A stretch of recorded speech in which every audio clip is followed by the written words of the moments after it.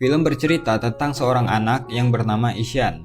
Dia ini adalah anak yang masih duduk di kelas 3 SD. Ishan ini adalah anak penderita disleksia atau anak yang kesulitan dalam belajar. Jadi di kondisinya yang sekarang, Ishan masih belum bisa baca tulis dan menghitung. Dia lebih tertarik pada hal lain daripada mengikuti belajar mengajar di kelas. Di sekolahnya, dia jadi anak yang tanda kutip paling bodoh karena selalu dapat nilai paling rendah di kelas. Di rumah, dia bukan anak satu-satunya. Dia punya kakak laki-laki bernama Johan. Beda dengan Ishan, Johan adalah anak yang paling pintar. Hampir semua mata pelajaran dia mendapat nilai yang terbaik, bertolak belakang dengan Ishan yang selalu menjadi terbelakang di kelas. Ishan memang tak tertarik dengan pelajaran sekolah, dia lebih tertarik untuk bermain dan menemukan sesuatu yang baru di luar sekolah. Suatu ketika, Ishan berkelahi dengan tetangganya yang bernama Rajit. Rajit kesal karena Ishan melempar bola ke arah yang salah sehingga permainan Rajit dan teman-temannya berhenti. Gak cuman marah-marahin Ishan, Rajit juga memanggil Ishan dengan sebutan idiot. Keadaan pun makin tegang sampai mereka baku hantam. Ishan mendapatkan luka di kepala sedangkan Rajit dapat luka gigitan. Hal ini pun membuat Ishan kesal karena nggak di sekolah, nggak di lingkungan tetangganya, dia dapat perlakuan yang sama.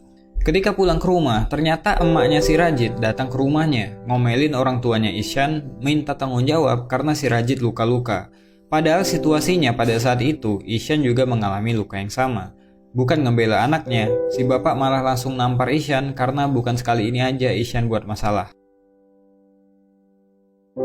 Bahkan, si bapak mengancam kalau sekali lagi Ishan buat masalah, dia bakal dikirim ke sekolah asrama. Di sekolahnya, Ishan seringkali dimarahi gurunya karena nggak bisa ngikutin pelajaran dengan baik. Pernah sekali, Ishan disuruh bacain satu kalimat, tapi dia nggak bisa membacanya karena menurutnya, huruf-huruf yang ada di buku tersebut menari-nari. Ishan mengatakan hal yang sejujurnya, memang seperti itulah yang dilihat oleh penderita disleksia. Tapi gurunya menganggap Ishan lagi ngelawak di kelas. Ibu guru ini terus aja maksain Ishan buat baca dengan benar, sampai akhirnya, karena nggak tahan dibentak terus, Ishan cuma ngedumel nggak jelas.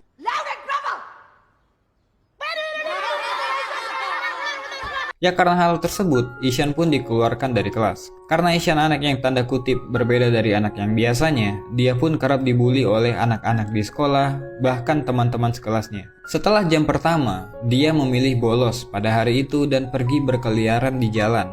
Melihat sekitar, pergi kemanapun dia mau, melihat apapun yang dia suka. Di rumah, Ishan memang menunjukkan ketertarikannya pada seni dan dunia hewan. Dia juga suka melukis, menggambar, dan bermain. Pada malam hari, dia bercerita ke kakaknya kalau dia bolos sekolah pada hari itu dan dia nggak takut sama sekali. Bahkan itu menjadi pengalaman baru buat dia. Dia pun meminta bantuan kakaknya untuk menuliskan keterangan absen palsu karena dia bolos pada hari itu. Keesokan paginya di sekolah, gurunya mengadakan ujian matematika dadakan yang membuat Ishan pusing bukan main. Baca aja nggak bisa, nulis juga nggak, ngitung apa lagi. Jadi dia mencoba untuk mengerjakan soal matematika dengan imajinasinya.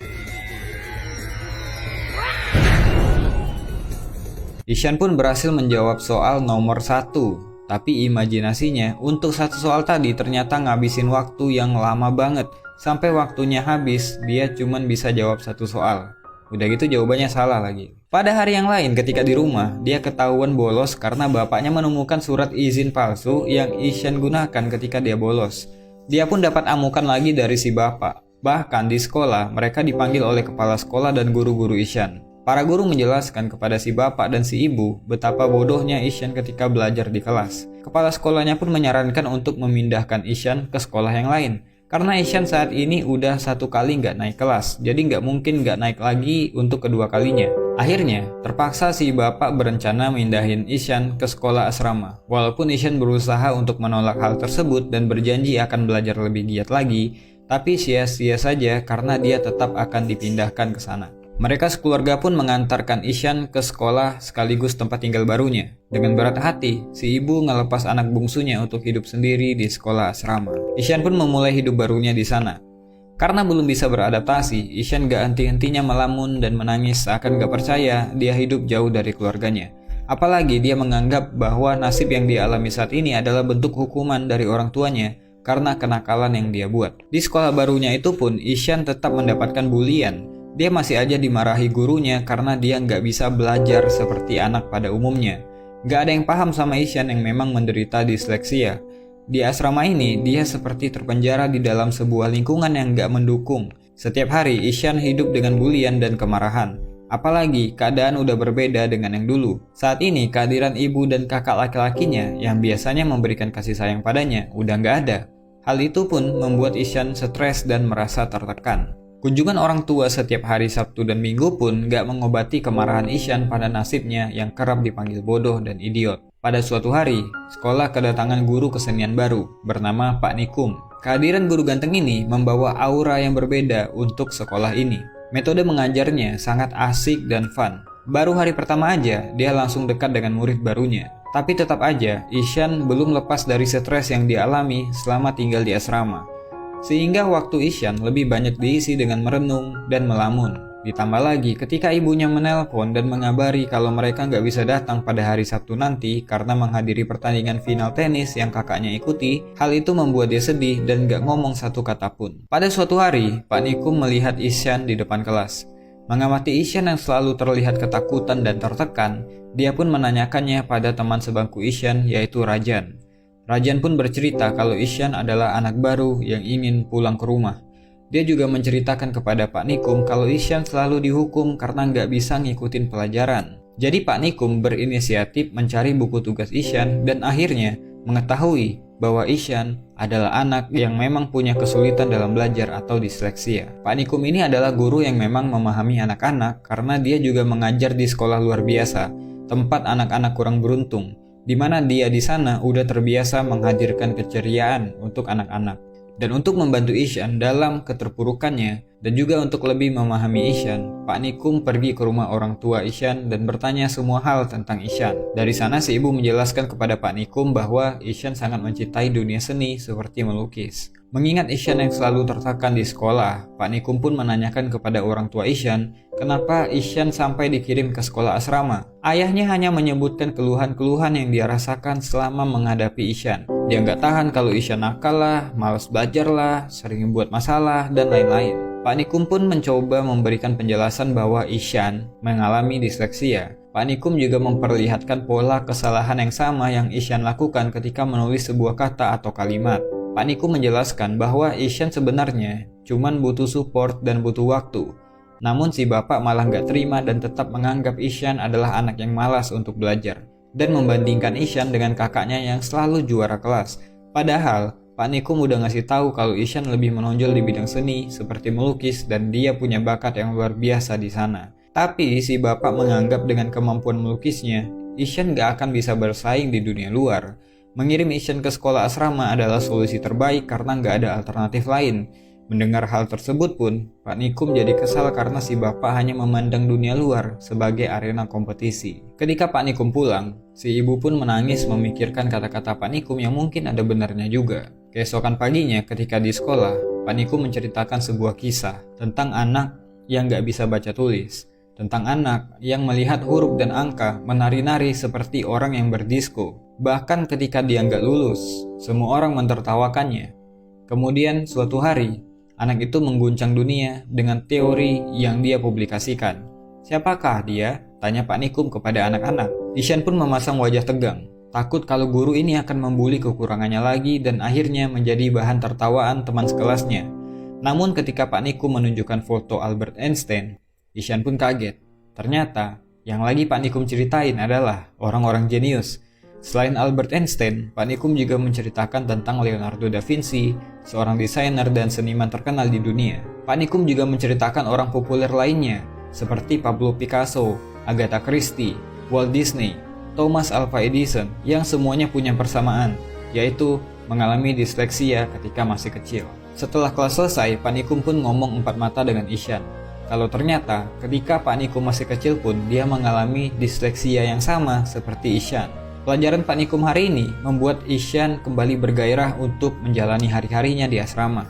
Hanya di pelajaran Pak Nikum lah dia bisa mengekspresikan dirinya, berkarya sesuai pikirannya, dan mendapatkan apresiasi. Pak Nikum pun sampai menemui kepala sekolah, khusus untuk membicarakan tentang Ishan. Kepala sekolah bilang bahwa banyak guru yang mengeluhkan tentang Ishan, dan kayaknya Ishan lebih cocok disekolahkan di tempat yang khusus seperti sekolah luar biasa. Tapi Pak Nikum langsung bilang kalau Ishan adalah anak yang punya kecerdasan di atas rata-rata dan berhak untuk berada di sekolah yang normal.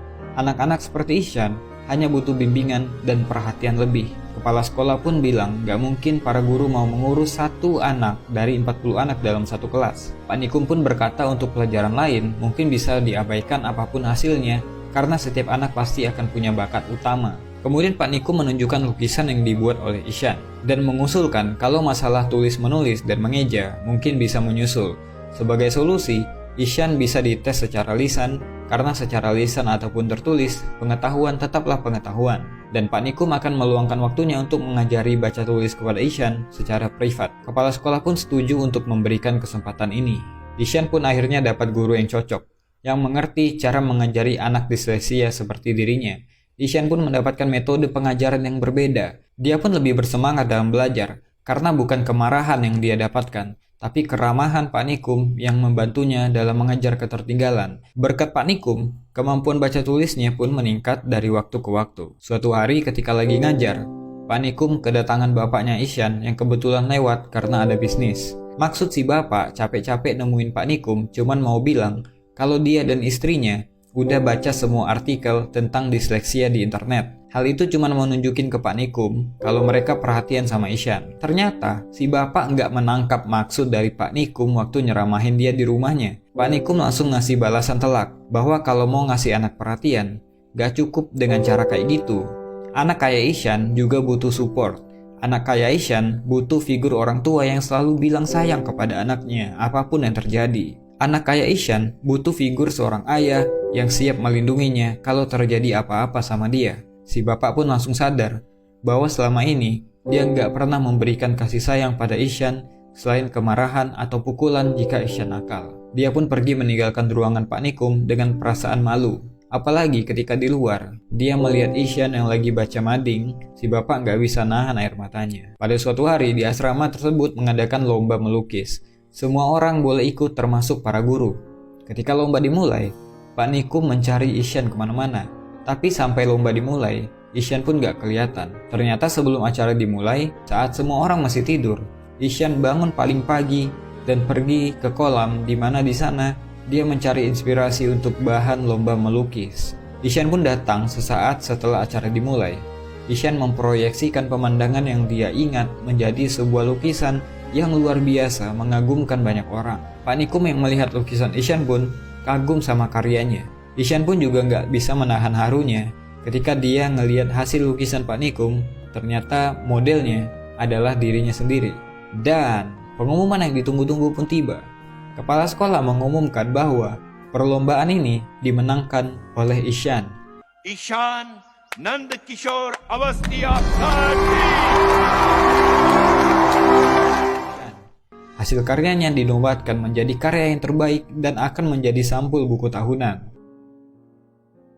Ketika orang tua Ishan datang saat bagi rapot, kepala sekolahnya sendiri yang langsung memberikan buku tahunan tersebut dan mengabarkan jika Ishan adalah anak yang spesial dan sekolah itu beruntung memiliki anak murid seperti dia. Orang tua ini juga senang bukan main ketika para guru memberikan laporan kemajuan Ishan di beberapa mata pelajaran, khususnya di bidang kesenian. Melihat Ishan yang kembali bersemangat, ayahnya pun akhirnya nangis juga dan berterima kasih kepada Pak Nikum karena udah membimbing Ishan sampai punya kemajuan. Ishan yang punya gaya rambut kayak Pak Nikum pun berpisah dan akan kembali lagi ke sekolah setelah liburan. Pesan film ini kuat banget untuk nunjukin bahwa memang benar kalau kita mengajari seekor ikan untuk memanjat pohon, maka dia akan menganggap dirinya bodoh seumur hidupnya. Setiap anak memang punya bakat yang unik dan gak mungkin sama dengan anak yang lain. Semoga kita nanti bisa menjadi orang tua yang bijak yang bisa mendukung apapun yang anak kita senangi.